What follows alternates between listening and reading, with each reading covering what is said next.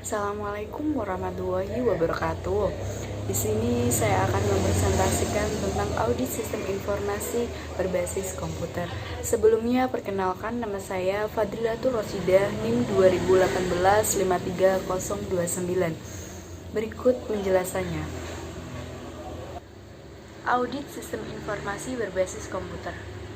Sifat pemeriksaan. Asosiasi Akuntansi Amerika mendefinisikan auditing sebagai berikut. Auditing adalah sebuah proses sistematis untuk secara objektif mendapatkan dan mengevaluasi bukti mengenai pernyataan perihal tindakan dan transaksi bernilai ekonomi untuk memastikan tingkat kesesuaian antara pernyataan tersebut dengan kriteria yang telah ditetapkan, serta mengkomunikasikan hasil-hasilnya pada para pemakai yang berkepentingan. Auditing secara kesimpulan menurut saya adalah sebuah proses pengumpulan bukti untuk memastikan tingkat kesesuaian antara pernyataan dengan kriteria yang telah ditetapkan. Auditing membutuhkan pendekatan langkah per langkah yang dibentuk dengan perencanaan teliti serta pemilihan dan pelaksanaan teknik yang tepat dengan hati-hati. Keterlibatan audit yaitu mengumpulkan, meninjau, dan mendokumentasikan bukti audit. Jadi, perlu digarisbawahi yaitu audit yaitu mengumpulkan, meninjau, dan mendokumentasikan bukti audit. Standar audit internal. Berdasarkan According Institute of Internal Auditors atau IIA, tujuan dari audit internal adalah untuk mengevaluasi kecukupan dan efektivitas sistem pengendalian internal perusahaan dan juga menetapkan keluasan dari pelaksanaan tanggung jawab yang benar-benar dilakukan. Kelima, standar lingkup audit IIA memberikan garis besar atas tanggung jawab auditor internal. Yang pertama, melakukan tinjauan atas keandalan dan integritas informasi operasional dan keuangan, serta bagaimana hal tersebut diidentifikasi, diukur, diklasifikasi, dan dilaporkan. Yang kedua, menetapkan apakah sistem telah didesain untuk sesuai dengan kebijakan operasional dan pelaporan, perencanaan, prosedur, hukum, dan peraturan yang berlaku. Secara garis besar, poin yang kedua, sistem yang telah didesain itu sesuai dengan kebijakan operasional, sesuai dengan perencanaan, prosedur, hukum yang berlaku, dan peraturan yang berlaku. Yang ketiga, melakukan tinjauan mengenai bagaimana aset dijaga dan memverifikasi keberadaan aset tersebut. Jadi, aset harus dijaga dan bagaimana keberadaan aset tersebut. Yang keempat, mempelajari sumber daya perusahaan untuk menetapkan seberapa efektif dan efisien mereka digunakan. Yang kelima, melakukan tinjauan atas operasional dan program perusahaan untuk menetapkan apakah mereka telah dilaksanakan sesuai rencana dan apakah mereka dapat memenuhi tujuan mereka. Secara garis besar, poin yang kelima adalah program perusahaan apakah sesuai dengan rencana dan tujuan-tujuan mereka yang telah dibuat. Jenis-jenis kegiatan audit internal. Terdapat 3 jenis audit yang biasanya dilakukan, yaitu yang pertama, audit keuangan, biasanya disebut dengan SIA atau Sistem Informasi Keuangan. Yang kedua, audit sistem informasi. Yang ketiga, audit operasional atau manajemen, yang biasa disebut dengan SIM, Sistem Informasi Manajemen. Audit keuangan memeriksa keandalan dan integritas catatan-catatan akuntansi, baik informasi keuangan dan operasional yang biasa disebut dengan SIA, Sistem Informasi Akuntansi. Audit sistem informasi melakukan tinjauan atas pengendalian SIA, Sistem Informasi Akuntansi, untuk menilai kesesuaian dengan kebijakan dan prosedur pengendalian serta efektivitas dalam menjaga aset perusahaan. Jadi antara SIA dengan sistem informasi itu saling berkaitan. Sedangkan audit operasional atau manajemen atau biasa yang disebut dengan sistem informasi manajemen atau SIM berkaitan dengan penggunaan secara ekonomis dan efisien sumber daya serta pencapaian sasaran dan tujuan yang telah ditetapkan.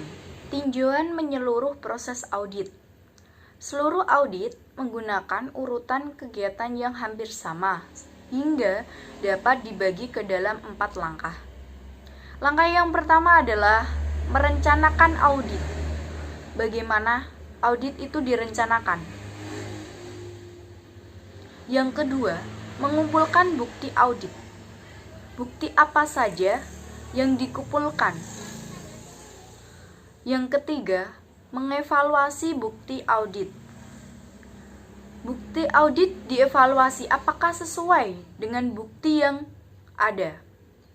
Yang keempat, mengkomunikasikan hasil audit. Artinya mendiskusikan hasil audit yang telah ada. Berikut penjelasan dari tinjauan menyeluruh proses audit. Yang pertama, merencanakan audit. Perencanaan audit ada yang pertama, tetapkan lingkup dan tujuan. Yang kedua, organisasi tim audit. Yang ketiga, kembangkan pengetahuan mengenai operasional bisnis. Yang keempat, tinjauan hasil audit sebelumnya. Yang kelima, identifikasi faktor-faktor resiko. Yang keenam, siapkan program audit. Tinjauan menyeluruh proses audit yang kedua adalah mengumpulkan bukti audit, yaitu berupa yang pertama, pengamatan atas kegiatan-kegiatan operasional. Yang kedua, tinjauan dokumentasi. Yang ketiga, berdiskusi dengan para pegawai dan kuesioner. Yang keempat, pemeriksaan fisik aset. Yang kelima, konfirmasi melalui pihak ketiga. Yang keenam, melakukan ulang prosedur. Yang ketujuh, pembuktian dengan dokumen sumber. Yang kedelapan, review analitis dan pengambilan sampel audit. Tinjauan menyeluruh proses audit yang ketiga adalah mengevaluasi bukti audit. Adapun apa saja yang dievaluasi bukti? Yang pertama, nilai kualitas pengendalian internal. Yang kedua, nilai keandalan informasi. Yang ketiga, nilai kinerja operasional. Yang keempat, pertimbangkan kebutuhan atas bukti tambahan. Yang kelima, pertimbangkan faktor-faktor resiko. Yang keenam, pertimbangkan faktor-faktor materialitas. Yang ketujuh, dokumentasikan penemuan-penemuan audit. Tinjauan menyeluruh proses audit yang keempat adalah mengkomunikasikan hasil audit yang berupa 1. Memformulasikan kesimpulan audit. Yang kedua, membuat rekomendasi bagi pihak manajemen. Yang ketiga, mempersiapkan laporan audit. Yang keempat, menyajikan hasil-hasil audit ke pihak manajemen. Tinjauan audit SIA atau Sistem Informasi Akuntansi adalah untuk meninjau dan mengevaluasi pengandalian internal yang melindungi sistem tersebut. Ketika melaksanakan audit sistem informasi, para auditor harus memastikan tujuan-tujuan berikut ini yang dipenuhi. Yang pertama, perlengkapan keamanan melindungi perlengkapan komputer, program, komunikasi, dan data dari akses yang tidak sah, modifikasi, atau penghancuran. Yang kedua, pengembangan dan perolehan program dilaksanakan sesuai dengan otorisasi khusus dan umum dari pihak manajemen. Yang ketiga, modifikasi program dilaksanakan dengan otorisasi dan persetujuan pihak manajemen. Yang keempat, pemrosesan transaksi, file, laporan, dan catatan komputer lainnya telah akurat dan lengkap. Yang kelima, data sumber yang tidak akurat atau yang tidak memiliki otorisasi yang tepat diidentifikasi dan ditangani sesuai dengan kebijakan manajerial yang telah ditetapkan. Yang keenam, file data komputer telah akurat, lengkap, dan dijaga kerahasiaannya. Pendekatan audit berdasarkan resiko. Pendekatan berdasarkan resiko untuk audit memberikan para auditor pemahaman yang jelas atas kesalahan dan ketidakberaturan yang dapat terjadi dan resiko serta penyingkapan yang terkait. Pemahaman atas hal ini memberikan dasar yang kuat untuk mengembangkan rekomendasi pada pihak manajemen mengenai bagaimana sistem pengendalian SIA seharusnya ditingkatkan. Pendekatan audit berdasarkan resiko. Apakah pendekatan 4 tahap evaluasi pengendalian internal itu? Yang pertama, tentukan ancaman-ancaman yang dihadapi sistem informasi akuntansi. Yang kedua, identifikasi prosedur pengendalian yang diimplementasikan untuk meminimalkan setiap ancaman dengan mencegah atau mendeteksi kesalahan dan ketidakberaturan. Yang ketiga, evaluasi prosedur pengendalian. Yang keempat, evaluasi kelemahan atau kesalahan dan ketidakberaturan yang tidak terungkap oleh prosedur pengendalian. Kerangka untuk audit keamanan komputer. Jenis-jenis kesalahan dan penipuan. Pertama, pencurian atau kerusakan yang tidak disengaja atas hardware dan file. Yang kedua, kehilangan, pencurian, atau akses tidak sah ke program, file data, dan sumber daya sistem lainnya. Yang ketiga, modifikasi atau penggunaan secara tidak sah program dan file data. Jenis-jenis prosedur pengendalian. 1. Rencana keamanan atau perlindungan informasi. Yang kedua, pembatasan atas akses secara fisik ke perlengkapan komputer. 3. Pengendalian penyimpanan dan pengiriman data seperti enkripsi. Keempat, prosedur perlindungan dari virus. Kelima, menggunakan firewall. Yang keenam, rencana pemulihan dari bencana. 7. Pemeliharaan pencegahan. 8. Asuransi sistem informasi. Prosedur audit tinjauan atas sistem. 1. Menginspeksi lokasi komputer. 2. Wawancara dengan personil sistem informasi mengenai prosedur keamanan.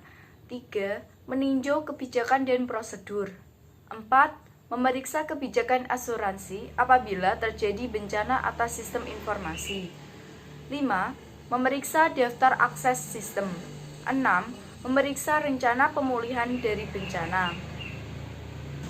Prosedur audit uji pengendalian. Yang pertama, mengamati prosedur akses ke lokasi komputer. 2. Memverifikasi bahwa terdapat pengendalian dan pengendalian tersebut berfungsi seperti dengan yang diharapkan.